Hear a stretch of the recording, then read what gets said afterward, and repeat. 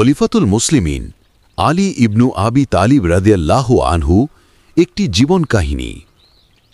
১ পরিচয়। মহানবী সাল্লাল্লাহু আলাইহি ওয়াসাল্লামের পর সে গড়ে ওঠা এক অসাধারণ জীবন। ইসলামের ইতিহাসে যার নাম চিরভাস্বর, যিনি ছিলেন জ্ঞানের ভাণ্ডার, বীরত্বের প্রতীক, ন্যায়ের মূর্তিমান চিত্র, তিনি হলেন আমিরুল মুমিনিন হযরত আলী ইবনু আবি তালিব রাদিয়াল্লাহু আনহু। তার জন্ম ঘটেছিল সেই পবিত্র ভূমিতে, মক্কা নগরীতে, খ্রিস্টীয় ৬ষ্ঠ শতাব্দীতে। তিনি ছিলেন মহানবী সাল্লাল্লাহু আলাইহি ওয়াসাল্লামের আপন চাচাতো ভাই। শৈশবেই তিনি হারান বাবাকে। তখন তার লালন পালনের দায়িত্ব গ্রহণ করেন স্বয়ং মহানবী সাল্লাল্লাহু আলাইহি ওয়াসাল্লাম। এটি ছিল আল্লাহর এক অপার বিধান, কারণ শিশু আলীকে তিনি শুধু প্রতিপালনই করলেন না, বরং ভবিষ্যতের এক মহান নেতার বীজও বপন করে দিলেন। শৈশব থেকেই আলী রাদিয়াল্লাহু আনহু ছিলেন অত্যন্ত মেধাবী, বুদ্ধিমান ও প্রখর স্মৃতিশক্তির অধিকারী। তিনি মহানবী সাল্লাল্লাহু আলাইহি ওয়াসাল্লামের সান্নিধ্য পেয়েছিলেন সবচেয়ে কাছে থেকে।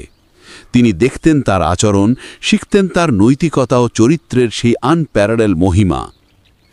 এই সান্নিধ্যই তাকে প্রস্তুত করছিল এক মহান ভবিষ্যতের জন্যে। ২ ইসলাম গ্রহণের ঘটনা। যখন মহানবী সাল্লাল্লাহু আলাইহি ওয়াসাল্লামের উপর প্রথম ওহী নাজিল হল, তখন তিনি গোপনে ইসলামের দাওয়াত দেওয়া শুরু করলেন। সর্বপ্রথম তিনি দাওয়াত দিলেন তার প্রিয়তমা স্ত্রী খাদিজা রাদিয়াল্লাহু আনহাকে। এরপর কারো সাথে এই কথা শেয়ার করার সাহস পাচ্ছিলেন না, কিন্তু হ্যাঁ, একজন ছিলেন যার কাছে তিনি এই গোপন বার্তাটি পৌঁছে দিতে পেরেছিলেন নির্দ্বিধায়। তিনি ছিলেন আলী রাদিয়াল্লাহু আনহু। সেদিনের ঘটনাটি চিরস্মরণীয়। মহানবী সাল্লাল্লাহু আলাইহি ওয়াসাল্লাম এবং খাদিজা রাদিয়াল্লাহু আনহা নামাজ পড়ছিলেন। বালক আলী রাদিয়াল্লাহু আনহু হঠাৎই কক্ষে প্রবেশ করে এই দৃশ্য দেখে অবাক হয়ে যান। তিনি জিজ্ঞেস করলেন, হে মুহাম্মদ, আপনি কি করছেন? মহানবী সাল্লাল্লাহু আলাইহি ওয়াসাল্লাম মৃদু হেসে উত্তর দিলেন, হে আলী, এটাই হলো আল্লাহর মনোনীত ধর্ম, ইসলাম। আমি তোমাকে এক আল্লাহর ইবাদতের দাওয়াত দিচ্ছি এবং লাত ও উজ্জার মিথ্যা হওয়ার কথা বলছি। এই আহ্বান শোনা মাত্রই আলী রাদিয়াল্লাহু আনহু চিন্তায় পড়ে গেলেন। তিনি বললেন, এটা এমন একটি বিষয় যা আমি আগে কখনো শুনিনি। আমি পিতার সাথে পরামর্শ না করে কোনো সিদ্ধান্ত নিতে পারবো না। কিন্তু সেই রাতটাই ছিল তার জীবনের টার্নিং পয়েন্ট। তিনি সারা রাত ভেবেছেন। এরপর ভোরবেলা তিনি সরাসরি চলে গেলেন মহানবী সাল্লাল্লাহু আলাইহি ওয়াসাল্লামের কাছে এবং বললেন, আল্লাহ আমাকে সৃষ্টি করেছেন আমার পিতার সাথে পরামর্শ ছাড়াই, তাহলে আমি কেন আল্লাহকে আমার পিতার সাথে পরামর্শ ছাড়াই মেনে নেব না? এই বলে তিনি স্পষ্টভাবে ঘোষণা দিলেন, আশহাদু আল্লা ইলাহা ইল্লাল্লাহু ওয়া আশহাদু আন্না মুহাম্মাদান আবদুহু ওয়া রাসূলুহু। অর্থাৎ, আমি সাক্ষ্য দিচ্ছি যে আল্লাহ ছাড়া কোনো ইলাহ নেই এবং আমি সাক্ষ্য দিচ্ছি যে মুহাম্মদ সাল্লাল্লাহু আলাইহি ওয়াসাল্লাম তার বান্দা ও রাসূল। এই প্রথম 10 বছর বয়সী এক কিশোর মুসলমান হয়েছিলেন। এই সিদ্ধান্ত ছিল অত্যন্ত সাহসীপূর্ণ, কারণ তখনকার মক্কার সমাজ ছিল চরম বর্বর ও মুশরিকদের দাপটে ভরা। কিন্তু আলী রাদিয়াল্লাহু আনহু তার ঈমানী শক্তির কারণে কোনো ভয় কিংবা সংকোচ বোধ করেননি। ৩ নবী করিম সাল্লাল্লাহু আলাইহি ওয়াসাল্লামের সঙ্গে সম্পর্ক। হযরত আলী রাদিয়াল্লাহু আনহু এবং রাসূল সাল্লাল্লাহু আলাইহি ওয়াসাল্লামের মধ্যেকার সম্পর্ক ছিল বহুমুখী ও গভীরতায় পরিপূর্ণ। তিনি ছিলেন তার চাচাতো ভাই, পালক পুত্র, ঘনিষ্ঠ সাহায্যকারী, জামাতা এবং সর্বোপরি একনিষ্ঠ অনুসারী। মদিনায় হিজরতের রাত।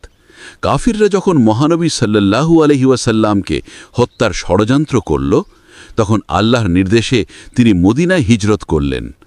কিন্তু সেই রাতে তিনি নিজের বিছানায় শুইয়ে দিলেন আলী রাদিয়াল্লাহু আনহুকে।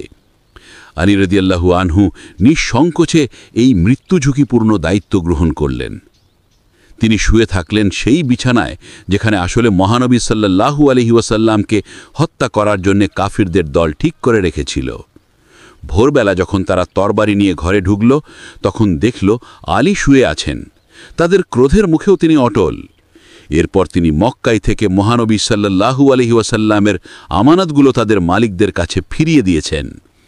এই ঘটনাই তার ত্যাগ ও বিশ্বস্ততার এক উজ্জ্বল দৃষ্টান্ত।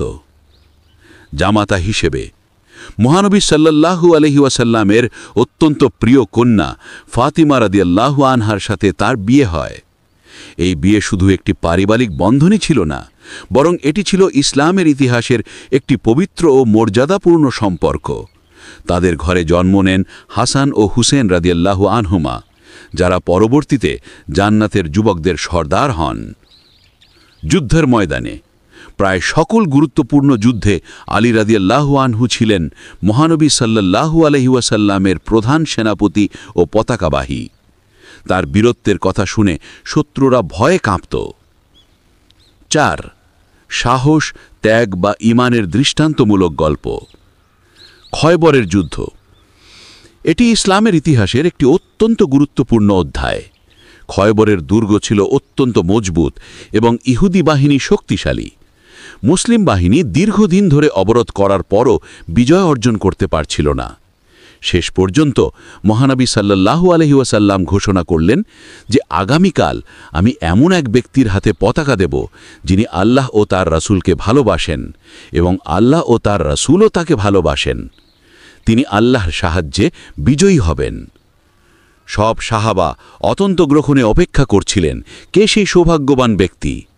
পরের দিন সকালে মহানবী সাল্লাল্লাহু আলাইহি ওয়াসাল্লাম জিজ্ঞেস করলেন, আলী কোথায়? জানানো হলো তার চোখে ব্যথা আছে। তাকে ডেকে আনা হলো। মহানবী সাল্লাল্লাহু আলাইহি ওয়াসাল্লাম তার চোখে নিজের পবিত্র লালা মাখিয়ে দোয়া করলেন। মুহূর্তের মধ্যে আলী রাদিয়াল্লাহু আনহুর চোখের ব্যথা সম্পূর্ণ সেরে গেল, যেন কখনোই ব্যথা হয়নি। এরপর মহানবী সাল্লাল্লাহু আলাইহি ওয়াসাল্লাম তাঁকেই পতাকা দিলেন। আলী রাদিয়াল্লাহু আনহু অগ্রসর হলেন।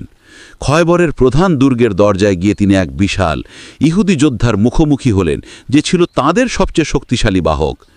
সে আলী রাদিয়াল্লাহু আনহুকে দেখে হুমকি দিল, কিন্তু আলী রাদিয়াল্লাহু আনহু একটু ভয় পেলেন না। তিনি তার তরবারি দিয়ে এমন এক জোরে আঘাত করলেন যে সেই যোদ্ধার ঢাল দ্বিখণ্ডিত হয়ে গেল এবং সে মাটিতে লুটিয়ে পড়ল।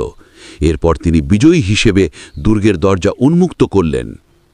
এই ঘটনা তার বীরত্ব ও আল্লাহর উপর অগাধ বিশ্বাসের এক জীবন্ত প্রমাণ। ন্যায় বিচারের এক অন্যতম উদাহরণ। খিলাফতকালে একবার তার নিজের একটি বর্ম চুরি হয়ে গিয়েছিল। পরে তিনি দেখতে পেলেন সেই বর্মটি এক ইহুদির দোকানে বিক্রি হচ্ছে। তিনি গিয়ে বললেন, এই বর্মটি আমার, এটি আমার কাছ থেকে চুরি হয়ে গিয়েছিল।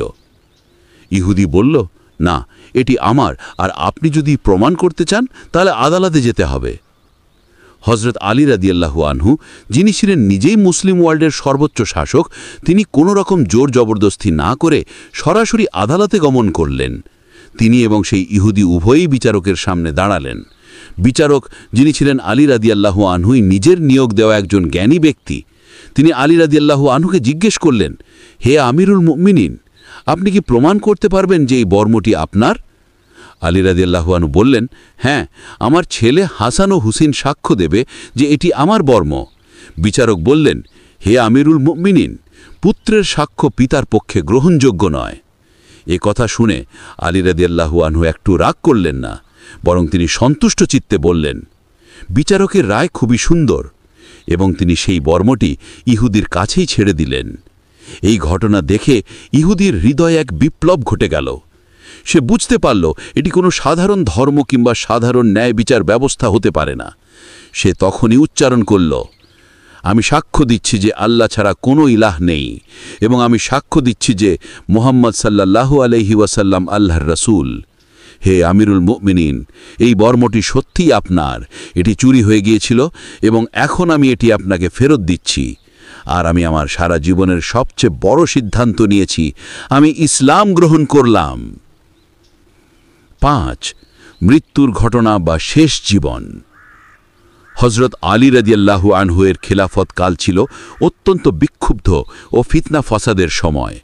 মুসলিম উম্মাহ তখন গভীর এক অন্তর্দ্বন্দ্বে নিপতিত ছিল। এই কঠিন সময় তিনি সর্বদা কোরআন ও সুন্নাহকে আঁকড়ে ধরে ন্যায় ও সত্য প্রতিষ্ঠার জন্য সংগ্রাম করেছেন। একদিন ফজরের নামাজের জন্য মসজিদে যাওয়ার সময় আব্দুর রহমান ইবনু মুলজিম নামক এক খারিজি তার মাথায় বিষ মাখানো তরবারি দিয়ে আঘাত করল। এই আঘাত ছিল মর্টালি ডেঞ্জারাস। হজরত আলী রাদিয়াল্লাহু আনহুকে বাড়িতে নিয়ে আসা হলো। সবাই কাঁদছিল, তিনি তখনও সচেতন। তিনি লোকেদেরকে উপদেশ দিতে লাগলেন, হে লোক সকল, আল্লাহকে ভয় করো, দুনিয়ার ব্যাপারে সতর্ক থাকো, কারণ দুনিয়া পিছনে ফিরে তাকাচ্ছে আর শেষ হয়ে যাচ্ছে। তিনি তার পরিবারকে ওসিয়াত করলেন, আমার হত্যাকারীকে আমি ক্ষমা করে দিলাম, তার সাথে তোমরা ভালো ব্যবহার করবে। একটি মর্মস্পর্শী ঘটনা হলো, যখন তাকে পানীয় দেওয়া হলো, তখন তিনি দেখতে পেলেন তারই এক বন্দী যে তার বিরুদ্ধে যুদ্ধ করেছিল, সে পিপাসার্ত। তিনি ইমিডিয়েটলি নির্দেশ দিলেন, প্রথমে তাকে পানি পান করাও। এইভাবে কয়েকদিন অসুস্থ থাকার পর 661 খ্রিস্টাব্দে 21শে রমজান তিনি শাহাদাত বরণ করলেন। ইসলামের চতুর্থ খলিফা, বীরেদের বীর, জ্ঞানীদের জ্ঞান।